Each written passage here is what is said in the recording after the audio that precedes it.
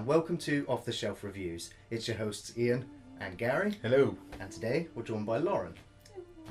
And today we're going to review 2006 movie Pan's Labyrinth by director Guillermo del Toro, who, for me, my first introduction was with the Hellboy movies, which I actually really like. But Del Toro actually started as an independent filmmaker in Spain, making some fantastic low-budget monster movies, almost a mixture or a change on perhaps the vampire formula. So he's always got an imagination which invokes different things with his films. But now that he's become more successful, he's been able to experiment with his imagination, with the creativity that he puts into his movies with Pan's Labyrinth. So Iain, why don't you give us the synopsis for Pan's? Well, the story follows Ophelia, a little girl who is traveling with her mother to stay with her mother's new husband, who is a captain in the Spanish army. The army is assigned to wipe out some guerrilla rebels in the mountains, and the daughter and the mother travel to stay with the captain at a farm, and just outside the farm is the ruins of a labyrinth, which Ophelia is drawn to. She then comes across a faun, and he gives her 3 missions to go and accomplish so that her spirit can travel back to an underworld city.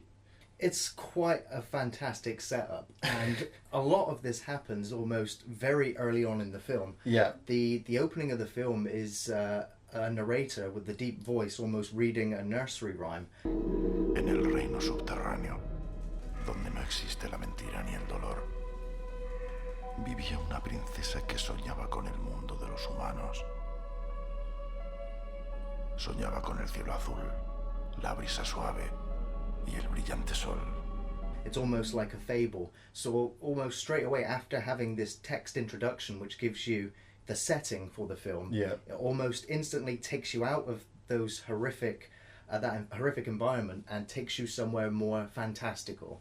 And you see that straight away when they stop because the mother is ill in the car, and she finds the rock and then puts it back in its place, and you have that what she perceives as a fairy, because you can see that she has a huge collection of nursery rhymes and stories that she carries with her, so you can tell that she's a child with an active imagination.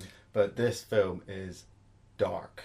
The opening sequence, a little girl lying on the floor, blood coming out of her nose. You have no idea how it gets to that point, but then you start the story, nice sunny day, driving down the hill, and you get to the farm with these soldiers. And they are Nazi soldiers. They are the Spanish form of the Nazis. And that Captain Vidal, what a bastard. Yeah, I think it seems quite light, like a fairy tale at first, and it is quite light. But then you start getting these things, and it's like it changes so quickly. Yeah. Where it just goes really gruesome, and you just it shocks you a bit. You're just like, oh, I didn't expect to see that at all, and it's a bit creepy. It's the scene where the captain's interrupted, and he hates being interrupted in this movie, and he's called outside, and they're like, yeah, we've caught these 2, we think they're spies, they said that they were hunting rabbits. And he's like, really? And he grabs that bottle and he smashes his nose in. I was stunned.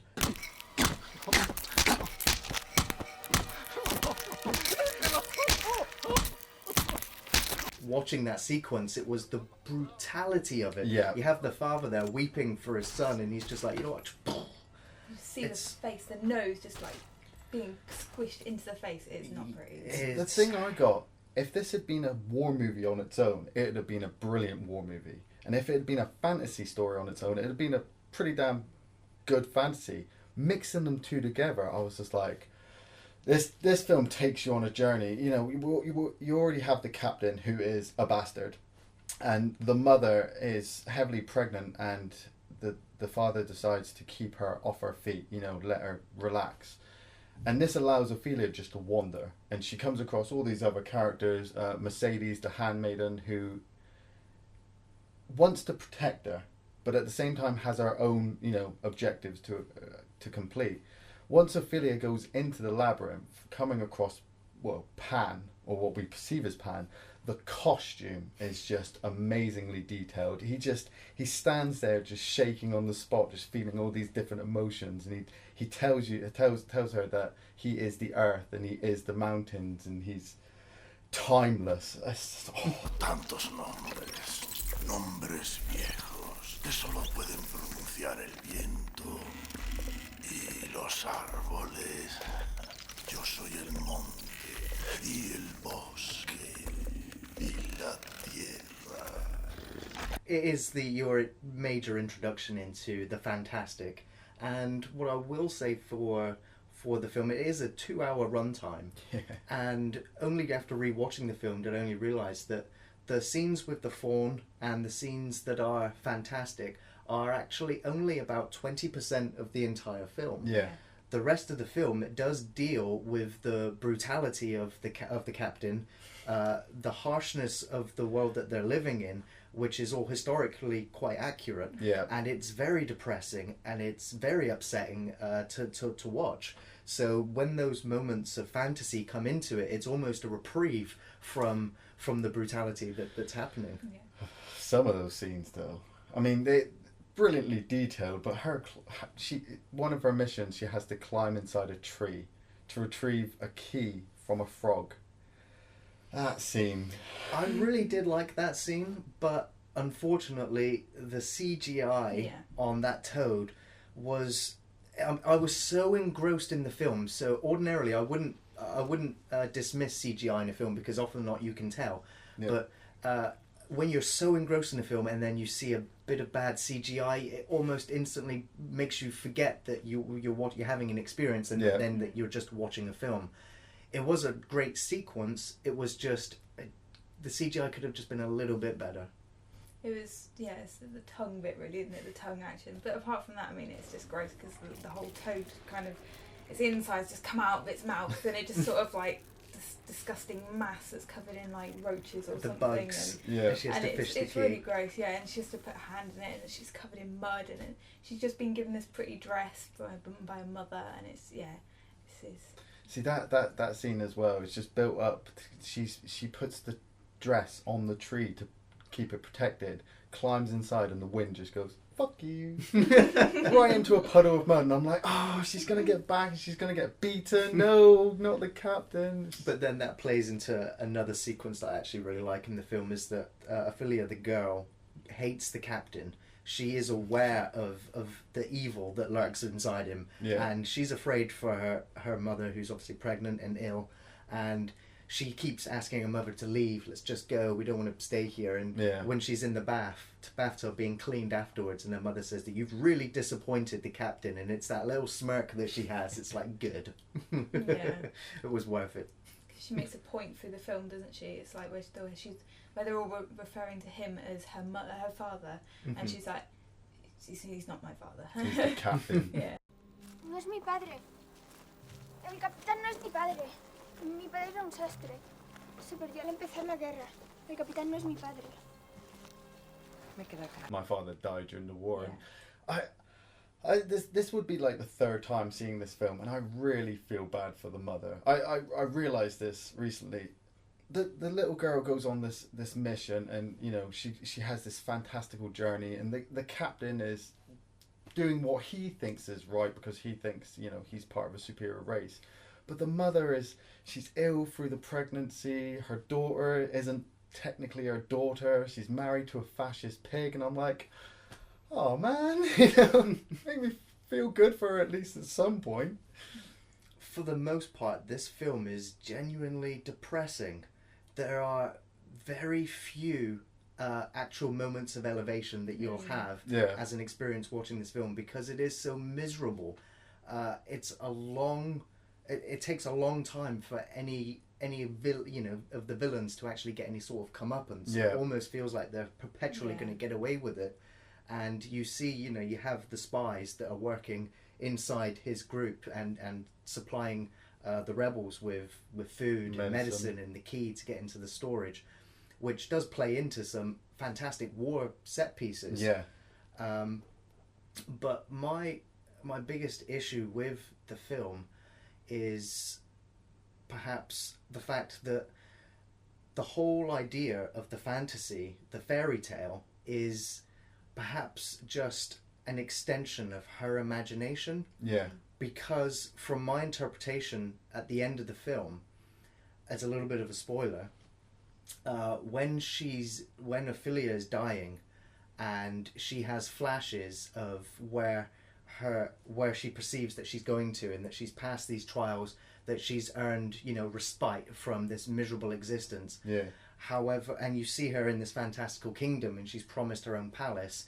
To me, it would suggest that is her fleeting thoughts as she's dying. Yeah. And that that place doesn't really exist, because throughout the rest of the movie, nobody else around her sees the fawn or sees the plant that she's put in the milk. Yeah. They're just grotesque things, and they're always, attacking her because of reading these fairy tales. So to me, it would suggest that all of this was just her own inner mental sanctuary that she was using to protect herself from the harshness of the world. And to me, that made it even more upsetting, was the fact that she had to have this as her own mental shield. Otherwise, she would have deteriorated like her mother. And so for me, it was a very, very, very sad ending, which just added on to how depressing this movie really is. Well, see, that is a good point, but I mean, there is that scene where Mercedes goes into the bedroom and she sees the little chalk door. So, is the chalk door real? Does she really climb into those places? In the end, she does kind of get what she wants, but only through accomplishing these trials given to her by a giant magical goat-legged fawn. It was said, though, I don't know how truthful it is, but Del Toro said that there was a lot of things that suggested that this whole fantasy was real. Yeah. But he did want to leave it kind of open to people's discussion. Yeah. So I think that's quite, because people we do talk about it, and it's it just, you don't know. That is the fantastic nature of Del Toro in his own script writing and filmmaking. When he has free reign, he will create these ambiguous kind of ideas and events for interpretation, which is huge praise to him and and most of his works. Yeah, definitely. Favorite scene? The second task is amazing. It's this pale man. It's almost like the sort of thing you'd scare your children with to make them behave. It's that sort of like kind of bit freaky. This pale man that eats children, and she has to go in, and he's sat at this table, his hands down, and there's like two. He's not got any eyes, just like nose and mouth, and he's just sat there with these two eyeballs on a plate, and she's told not to touch anything, eat anything. She's just got to get something from some locked cupboards or the dagger. And but the temptation's too good. She's got the dagger. She sort of like walks back towards where she's got to get to, and she's like picks up the grapes, and all these fairies flying around her are like, no, and she's just like, no. And and then she takes this bite, and this thing comes to life, and it sort of picks up the eyeballs, puts it in its hands, and it just sort of goes like this, and it's just it was really, when I first watched this, I was sort of listening to a lot of Tool videos, watching a lot of Tool videos, and I thought that it was very similar in the kind of creepy weirdness, but it's just really creepy, isn't it? It was in the way that it was animated, the way it moved. It was like a creature out of like Resident Evil or Silent Hill. It was so freakish looking, and it was the fact that you got to see it in like broad daylight. It wasn't hidden at all, so you could really see it. Just bites the heads off fairies. Yeah, oh god, yeah. Love that bit. Gruesome. It was, He's just like, oh, the fairies. But just. It is a fantastic sequence. But for me, I think one of the most memorable scenes was following the Doctor's storyline throughout the film. Yeah. You're seeing him, I mean, the medicine at the time was quite basic. As you already see him having to perform surgery on one of the rebels with the bone saw, which was quite a harsh moment. But soon into the film, he's discovered as working for the rebels, and it's the scene where the Doctor has been called in to help deal with one of the rebels that the captain has been torturing overnight. And the Doctor gives him the relief that he's after, basically, and puts him to sleep. And as the Doctor's walking away and the captain questions him and says, "Why did you not follow my orders?" it was kind of one of the points of the movie that I found was because even Ophelia throughout most of the movie is just blindly following orders from a faun, and which results in her death. And at the same point with the Doctor, where he's like, you know what, I'm not going to listen to your orders. I'm going to question what it is you're asking, and as a point he gets shot, killed as well.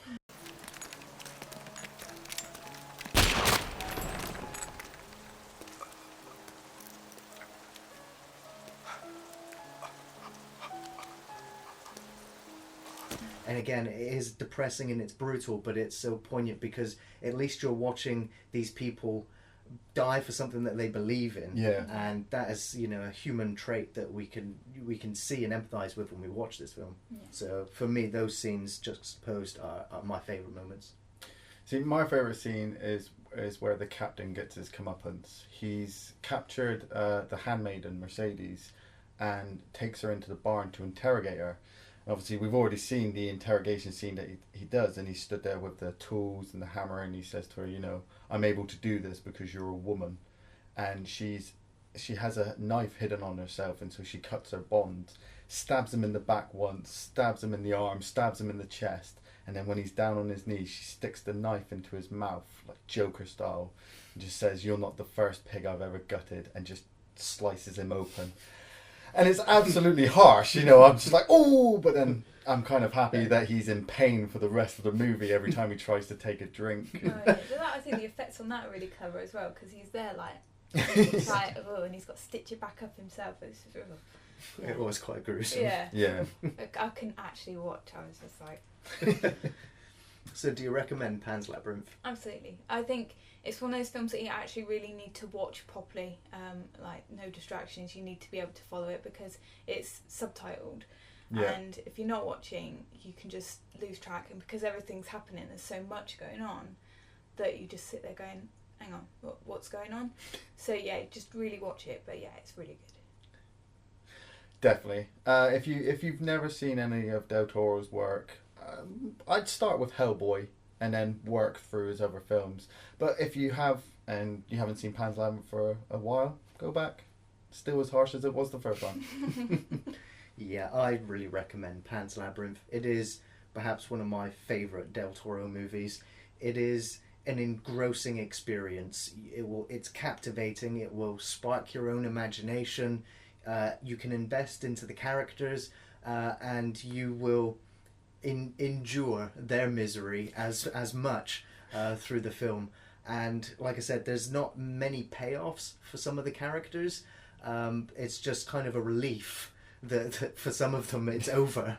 And for the debate that the film will bring to anybody that watches the film as well is fantastic. It's one of fairy tales and nurseries, imagination, life, death, existence, monsters, demons, and Nazis. Should really laugh. Thanks for watching Off the Shelf Reviews.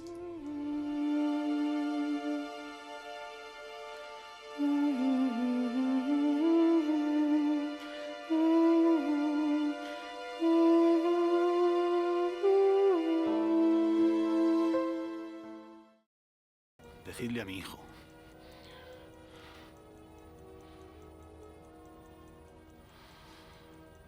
Decidle a qué hora murió su padre. Decidle que yo... No. Ni siquiera sabrá tu nombre.